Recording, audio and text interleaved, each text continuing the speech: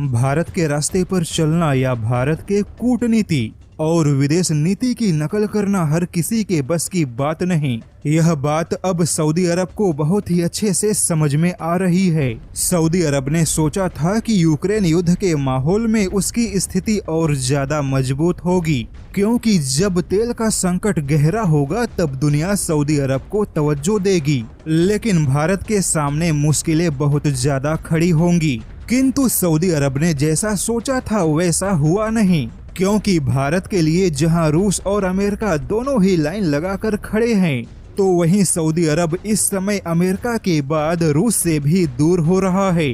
जैसा कि Joe Biden के सत्ता में आने के बाद से ही अमेरिका और सऊदी अरब के रिश्ते खराब होने लगे, वहीं सऊदी अरब ने भी तेल के उत्पादन के बढ़ाने के जो बाइडेन के प्रस्ताव को ठुकरा दिया, जिसके बाद अमेरिका और सऊदी अरब के रिश्ते और भी ज्यादा खराब हो गए।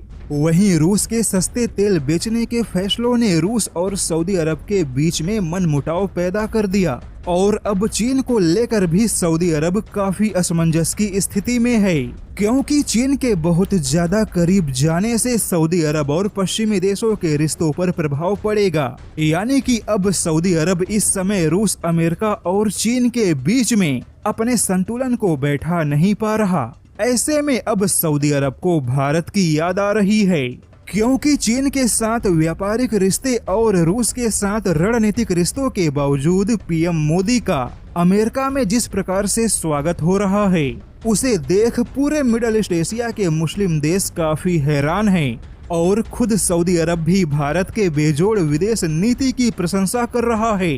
लेकिन वहीं सऊदी अरब यह समझ नहीं पा रहा कि अब उसे अमेरिका, रशिया और चाइना के बीच में कैसे अपने कूटनीतिक संबंधों के संतुलन को बनाना चाहिए। और सऊदी अरब को यह भी समझ में आ गया कि भारत की नकल करना तो आसान है, लेकिन भारत जैसा सफल होना आसान नहीं है।